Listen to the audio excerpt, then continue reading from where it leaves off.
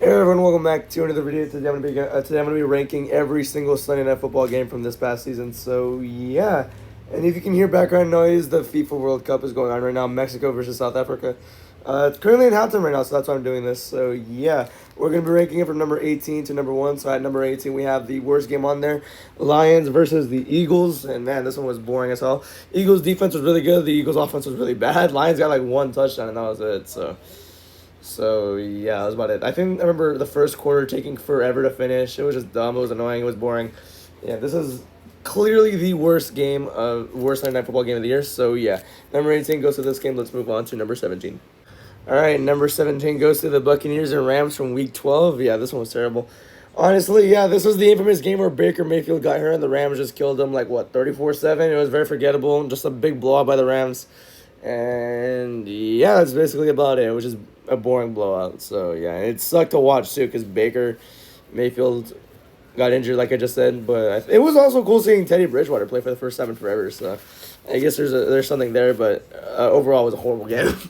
All right, next up you got was the Week 9 game between the Seahawks versus Commanders. This game was just terrible. It was Seahawks all the way in the first quarter, dude. 28 points, I'm pretty sure. Then they were up, what, 30 something at halftime? I forgot. But yeah, this is also the game where Jayden Daniels had that ugly elbow injury. And yeah, Seattle won 38-14. Very forgettable game. Very big blowout. I forgot what else. But yeah. Yep, unfortunate. Coming in at number 15, you got the Falcons and Vikings from Week 2. This game was not a blowout, but it was generally just boring. You didn't have a touchdown until the fourth quarter. It was field goal, and then it was like 15-6, and then it was 22-6. There's also the game where we figured out that J.J. McCarthy wasn't actually good, so yeah, take that with a grain of salt. Yeah, Falcons won this game 22-6. This was just generally boring and very forgettable, so yeah, that's about it. Let's move on. And so coming in at number 14 was basically the exact same game, except you had more touchdowns here, kind of. Yeah, it's the exact same thing here. We figured out Russell Wilson wasn't actually good. And yeah, this game was just annoying, very just boring as well.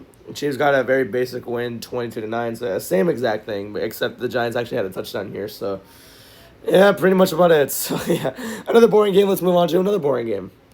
And so coming in at number 13 was the Steelers and Chargers game from week number 10. This one was boring yet again. This one was mostly controlled by the Chargers defense, and the Steelers just could not get going offensively. Steelers games had a habit for being very boring yeah, in 2025, but yeah, this one was just very boring. This was actually one of the only games I actually fell asleep at, so yeah, because I was very sleep deprived when I started watching the game and I fell asleep in the third quarter. So, yeah, but I didn't really miss anything. Chargers were basically blowing them out 25-3 at the end of the game. I think the Steelers scored like one touchdown, but it was like a garbage time touchdown, and nobody really cared about it. So, yeah. But number 13 is this game. And let's go to another boring game. Yay. All right, next up at number 12 comes the Falcons and 49ers game from Week 7. This game, I expected an offensive shootout for this game. Bijan was carrying the Falcons offense. McCaffrey was carrying the entire Niners offense. So I kind of expected some fireworks, but really nothing else. Really nothing else happened after that. So yeah, Niners won 20-10, shut down the Falcons completely, and yeah, made for another boring game. So that was unfortunate there. We haven't really gotten that good of a game yet. So yeah, let's keep going. All right, so next up was the week. The week 14. I almost said week 11. The week 14 game between the Texans versus Chiefs, or otherwise known as the game that broke Patrick Mahomes and the Chiefs. Or yeah, the Texans defense showing out. You had Pitre get a pick. I think it was Lassiter and Alshire getting a pick. I'm not too sure. I forgot. But yeah, this game, it was sort of entertaining seeing how the Texans defense were just breaking down the Chiefs little by little. It was honestly a little bit entertaining, but not the game I was expecting. I expected a little bit more from both these teams. Actually, the Texans, I kind of expected that from the Texans because their offense wasn't the greatest, but I kind of expected the Chiefs to keep it close. But yeah, that's about it there. All right, so now we're in the top 10. So, yeah, this is actually where the games start getting a little bit better and better. Number 10, you have the Packers and Steelers. I don't really know how I feel about this game. I think this game was all right. Nothing too bad. It was sort of kind of seeing it. The Steelers could catch up with the Packers, but the Packers' offense kind of pulled away from that Steelers offense. Yeah, the Steelers offense was not really fun to watch last year, so... Yeah, but the Packers got the win by 10 points, I believe, 35-25. But yeah, I don't really say too many complaints about this one. This was all right, so... Yeah, let's move on to number 9. And coming in at number 9 was the Week 15 Sunday night game between the Vikings and Cowboys. This one was okay, honestly, not too bad. It was kind of an offensive shootout at first, and then it just kind of layered into the Vikings' defense dominating Dallas. And plus, both teams were already out of the playoffs anyways, but it was still kind of an okay watch. Okay, as the Cowboys fan, I obviously hated it, but looking at an unbiased angle, I thought it was a watchable game, like tolerable. So yeah, yeah, this one was closer than the Packers game, so I'll say that one. But yeah, that's about it. At number 8, we got Lions versus Chiefs from Week 6. I thought this game was pretty good. I actually have no memory of it. Kinda, I don't really know. I know the score was 30-17 by the Chiefs, but honestly, I don't think the score reflected on how good the game really was. I thought it was a little bit enjoyable, a little bit quirky as well, but it's pretty much about it. Did not really expect the Lions to lose by double digits, but it was pretty interesting. Yeah, I was interested. So yeah, Chiefs won 30-17. That's pretty much about it. I don't know why I have no recollection of this game. That's weird, but okay, let's move on. And at number 7, we got the Patriots versus Ravens from Week 16, the latter portion of Sunday Night Football. But yeah, this game was honestly pretty good. You love a little comeback game. I love comeback games, and yeah, I'm a sucker for them. Yeah, Patriots are down 24-13. They came back and won the game, but overall the game was just also pretty enjoyable as well. So yeah, pretty cool to see the Patriots come back. The Patriots have been a very fun team to watch last year. So yeah, that was pretty cool there. But yeah, that's it. That's all I have to say. I don't have much to say, but I thought it was a good game. So yeah, let's move on. And at number 6, we got the Patriots and Bills from Week 5. And this one was, at the time, it was kind of a shocker to see. But it was our first like real glimpse of the Patriots actually being a dangerous team, and it was honestly pretty fun to see here. Their defense was kind of lethal all night, and they just won in Buffalo with Buffalo's like snow white jerseys, which I think are pretty cool. And that's where the term "it never snows in May" or whatever it is. That's where that term was first coined, and it was pretty cool there. It was pretty like I just said, shocking to see the Patriots win. This is our first real glimpse, and I'm honestly glad about it. It was also pretty fun to watch as well. So, yeah, first half was a little bit sloggy, but it's all right. It ended up being a pretty fun watch. So yeah, even though it wasn't the highest score ever, I thought it was pretty fun. So yeah. All right, we're on the top 5. So yeah, first up in the top 5 was Broncos versus Commanders from Week 13. And this is a game where I just did not expect for it to be this good, honestly. We got a Broncos dangerous defense against a very injured Washington team, but they still cooked offensively on both sides too. You had a really bad pick by Bo Nix, which was pretty funny, but you also had a really cool Traylon Burks catch in the middle of the game as well. I don't know why this game was as fun as it was, and then it went into overtime where both teams scored a touchdown, and it almost came down to Washington winning. It was honestly very fun to watch. It was very tight, but very fun to watch as well. And a game that really did not have that expectation, so yeah, pretty cool to see there. And pretty cool to see it land in the top 5 as well. So, cool win for the Broncos. And yeah, that's pretty much it. Let's move on. Coming in at number 4 was an absolute shootout in Week 17 between the Bears and Niners. This game was eventful from the start, dude. I mean, you had Caleb Williams throwing a pick 6 on the very first play of the game. And in every possession, it was touchdown Bears, touchdown Niners, touchdown Bears, touchdown Niners. It was insane.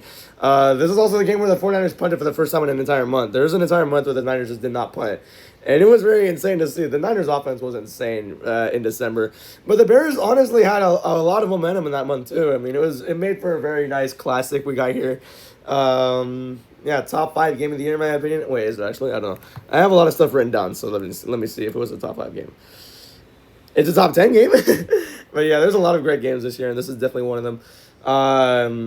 And that's pretty much it. Niners won 42-38. It was a very high-scoring game. It came on the last second, too, where Williams almost threw a touchdown, but it wasn't. It just wasn't meant to be for the Bears, I guess. But still, it was still very admirable to see. So, yeah, pretty cool there. Let's move on to the top 3. Coming in at number 3, we got the Week 18 playoff decider game between the Ravens and Steelers. This was for the Battle of the AFC North, which I initially hated that this game was on Sunday Night Football, but now looking back at it, I thought it was a gem of a game. First half was controlled by the Ravens. Second half, that's where it really started blowing open. The Steelers ended up catching up, and we thought it was going to be one of those infamous Ravens chokes. And what do you know, it was. And it was a very awesome shootout in the last, 5 minutes of the game. You had a 50-yard touchdown to Zay Flowers, and then you had another touchdown to Zay Flowers. The Steelers capitalized with 2 touchdowns of their own as well. But then Boswell missed his kick, and then the Ravens had their own little comeback drive, and then Tyler Loop missed the kick. It was honestly a very intense game.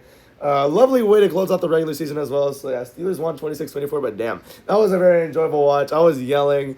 It was so intense. I loved it. So yeah, that's why it goes in my top three. So yeah, let's move on to number two. Coming in the silver spot, we got we're gonna go from week 18 all the way back to the start of the year, week 1, Ravens and Bills, and this game was intense. A shootout once again, a comeback, got everything in this game basically.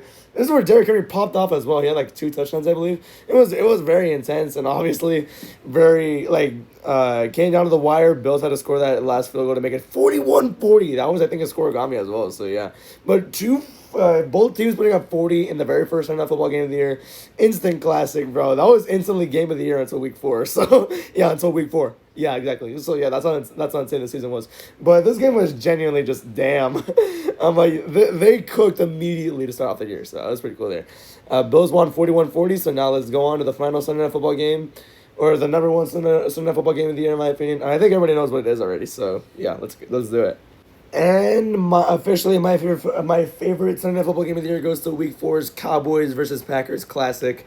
This game was generational. Packers started off really hot here, but as soon as Dallas took away that 2 point field goal extra point attempt, that's when Dallas started getting the momentum of their own, and then somehow their defense actually held up for one quarter, made it 16-13 Dallas while they were down 13-0 5 minutes beforehand. It was honestly very insane. There was a back and forth and back and forth and back and forth and back and forth to the very, very end. And what was unfortunate about this game, the only unfortunate thing about this game was it ended in a damn tie, which I wanted to see these two cook for longer than just a one overtime period. It was honestly that fun to watch, that much insanity. Genuinely, just I think one of your perfect games. It was kind of a perfect game, low key. I would say that. Is it a top 3 game of the year for me? Let's see. Wow. How was it not? Wow, that's crazy. But yeah, this game was genuinely generational, very enjoyable. I had so much fun watching this game. Was at the edge of my seat. All 4 hours of this game were just generational to see. I keep saying generational because that's what this game was, but that's going to be it for my list. I messed up a little bit, but I'm hoping that's okay. Thank you for watching, though, and have a good day. Goodbye.